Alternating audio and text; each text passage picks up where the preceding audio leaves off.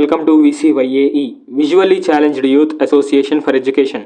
ఈ యొక్క క్లాస్లో మనం నౌన్స్ మీద లాస్ట్ క్లాస్.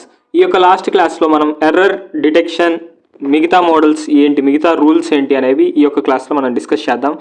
పోయిన క్లాస్లో మనం రూల్ నెంబర్ 4 వరకు డిస్కస్ చేసాము, అట్లానే వాటి మీద ఎర్రర్స్ డిస్కస్ చేయడం జరిగింది. ఈ యొక్క క్లాస్లో మనం రూల్ నెంబర్ 5 ఏంటి, రూల్ నెంబర్ 6 ఏంటి, ఇట్లా అన్నీ చెప్పడం జరుగుతుంది. మీరు శ్రద్ధగా వినండి. ఈ యొక్క రూల్ నెంబర్ 5 ఏంటి అంటే నౌన్స్ పొసెసివ్ కేస్ మీద ఈ ఒక రూల్ చెప్పడం జరుగుతుంది. పొసెసివ్ కేస్ అంటే ఏంటి అని మీరు అనుకోవచ్చు. పొసెసివ్ కేస్ అంటే ఏంటి, యొక్క అనే వర్డ్ యూజ్ చేసినప్పుడు మనము అపాస్ట్రఫియస్ ప్లస్ ఎస్ అనేది వాడాలి అని చెప్పాం కదా. కానీ ఇది ఎప్పుడు లివింగ్ థింగ్స్కి మాత్రమే అపాస్ట్రఫియస్ వాడతాము. కానీ నాన్ లివింగ్ థింగ్స్కి వచ్చేసి ఆఫ్ ప్లస్ నౌన్ అనేది వాడడం జరుగుతుంది. ఏంటి అని అంటే మీకు ఎగ్జాంపుల్తో చెప్పడానికి ట్రై చేస్తాను. నాన్ లివింగ్ థింగ్స్ అంటే ఫర్ లివింగ్ థింగ్స్ చూద్దాం. ఫస్ట్ రాజూస్ బుక్ అని అంటాం, కానీ బుక్ ఆఫ్ రాజు అనం కదండి. రాజూస్ బుక్, రాజు యొక్క బుక్, కాబట్టి రాజు తర్వాత అపాస్ట్రఫీ ఎస్ వాడాలి. ప్లస్ ఎస్, నౌన్, రాజు అనేది నౌన్ కాబట్టి ప్లస్ ఎస్, దాని తర్వాత బుక్, రాజూస్ బుక్, రాజు యొక్క బుక్. గంగాధర్స్ బుక్, గంగాధర్ యొక్క బుక్ కాబట్టి గంగాధర్ అపాస్ట్రఫీ ఎస్ బుక్. ఓకేనండి, ఇట్లాగా మనము అపాస్ట్రఫీ ఎస్ పెట్టడం జరుగుతుంది. ఇది ఒకవేళ అది లివింగ్ థింగ్ అయితే కనుక. ఓకేనండి, నెక్స్ట్ నాన్ లివింగ్ థింగ్ అయితే కనుక మనం ఎట్లా వాడతాం, బ్యాగ్ హ్యాండిల్ అనకూడదండి. ఎప్పుడన్నా కానీ బ్యాగ్ హ్యాండిల్ అని అనకూడదు, హ్యాండిల్ ఆఫ్ ది బ్యాగ్ అనాలి. నాన్ లివింగ్ థింగ్ కదా బ్యాగ్ అనేది, కాబట్టి హ్యాండిల్ ఆఫ్ ది బ్యాగ్ అని వాడాలి. మధ్యలో ఆఫ్ అనేది ఖచ్చితంగా వాడాల్సి ఉంటుంది. ఓకేనండి, ద చైర్స్ వుడ్ అని అనకూడదు. ఎప్పుడన్నా కానీ ఈ చైర్స్ వుడ్ అని అనకూడదు, the wood of the chair అనేది నాన్ లివింగ్ థింగ్ కాబట్టి ఆఫ్ తర్వాత చైర్ వాడాల్సి ఉంటుంది. The wood of the chair, of తర్వాత నౌన్ వాడాల్సి ఉంటుంది. ఈ రూల్ మీకు అర్థమైందనే అనుకుంటూ నెక్స్ట్ దీని మీద కొన్ని ఎర్రర్స్ చూద్దాం. Errors on possessive case. ఈ యొక్క ఎర్రర్స్ ఆన్ పొసెసివ్ కేసులో మన ఫస్ట్ ఎర్రర్ ఏంటి అంటే the tables leg was broken అని ఇచ్చారు. దీంట్లో ఎర్రర్ కనుక్కోమని చెప్పారు. The tables leg was broken అని ఉన్నప్పుడు నేను ఇందాకే చెప్పాను, టేబుల్ అనేది నాన్ లివింగ్ థింగ్కి మనం ఏం చేయాల్సి ఉంటుంది, టేబుల్స్ లెగ్ అని వాడచ్చా, వాడకూడదు, the leg of the table అని వాడాలి.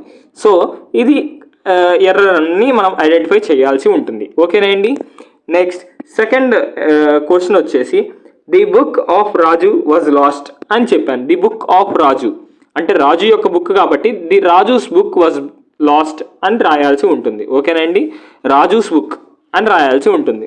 ఇది ఎర్రర్. ఇట్లా మీకు ఏమైనా ఇదే క్వశ్చన్స్ కాకుండా మీకు వేరే సెంటెన్స్లు ఇవ్వడం జరుగుతుంది. సో మీరు ఐడెంటిఫై చేయవలసి ఉంటుంది. ఓకేనండి, మీకు పొసెసివ్ కేస్ మీద ఎట్లా ఎర్రర్ ఐడెంటిఫై చేయాలనేది చెప్పడం జరిగింది. ఇప్పుడు నెక్స్ట్ వచ్చేసి ఇంకొన్ని ఎర్రర్స్ మనం చెప్పడం జరుగుతుంది. ఈ పొసెసివ్ కేస్ మీదే కాకుండా వేరే ఒక రూల్స్ మీద కూడా. Shakespeare has written many plays as well as some poetries అనేది ఈ యొక్క సెంటెన్స్. దీంట్లో మిమ్మల్ని ఎర్రర్ ఫైండ్ అవుట్ చేయమని అడగడం జరిగింది. Shakespeare has written many plays as well as some poetries అనేది సెంటెన్స్. దీంట్లో మిమ్మల్ని ఎర్రర్ ఐడెంటిఫై చేయమని అడగడం జరిగింది. దీంట్లో ఏంటి ఎర్రర్ అని అంటే పోయట్రీస్ అనేది ఎర్రర్. ఎప్పుడన్నా కానీ పోయట్రీ అనేది అన్కౌంటబుల్ నౌన్. పోయిన క్లాస్లో చెప్పినట్టుగా అన్కౌంటబుల్ నౌన్కి ప్లూరల్ ఫామ్ అనేది ఉండదు. సో పోయిట్రీ అని మాత్రమే ఉంటుంది, కానీ పోయిట్రీస్ అనే వర్డ్ అనేది లేదు ఇంగ్లీష్లో. ఓకేనండి, అర్థమైందా? నెక్స్ట్ క్వశ్చన్ వచ్చేసి if a student needs advices about careers he or she should consult the careers officer. ఓకేనండి, ఇది సెంటెన్స్. ఒకసారి మళ్ళీ చెప్తాను. If a student needs advices about careers he or she should consult the careers officer అనేది ఒక sentence. దీంట్లో error ఏంటి అని అంటే ఇది కూడా సేమ్, అడ్వైజెస్ అని ఉంది ఇక్కడ. ఈ యొక్క సెంటెన్స్లో అడ్వైజెస్ అనేది ఎర్రర్. దేనికంటే అడ్వైస్ అనేది అన్కౌంటబుల్ నౌన్కి ఎప్పుడు ప్లూరల్ ఫామ్ ఉండదు. సో అడ్వైజెస్ అనేది ఎర్రర్ అవ్వడం జరిగింది. నెక్స్ట్ రూల్ నెంబర్ 5 వచ్చేసి అంటే రూల్ నెంబర్ 6 అని అనుకోవచ్చు దీన్నే. రూల్ నెంబర్ 6కి మనము కొంచెం ఇంట్రడక్షన్ చెప్పడం జరుగుతుంది.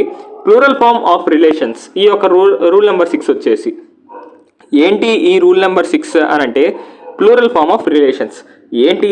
సిస్టర్ ఇన్ లాని ప్లూరల్ ఫామ్ ఏమంటాము? సిస్టర్ ఇన్ లాస్ అని అనకూడదు. ఓకేనండి, సిస్టర్ ఇన్ లాస్ అనకూడదు, సిస్టర్స్ ఇన్ లా అనాల్సి ఉంటుంది. సిస్టర్ ఇన్ లాకి ప్లూరల్ ఫామ్ ఏంటి? Sisters in law. Brother in లాకి ప్లూరల్ ఫామ్ ఏంటి? Brothers in law. అట్లానే మదర్ ఇన్ లాకి ప్లూరల్ ఫామ్ ఏంటి? Mothers in law. Father in లాకి ప్లూరల్ ఫామ్ ఏంటి? Fathers in law.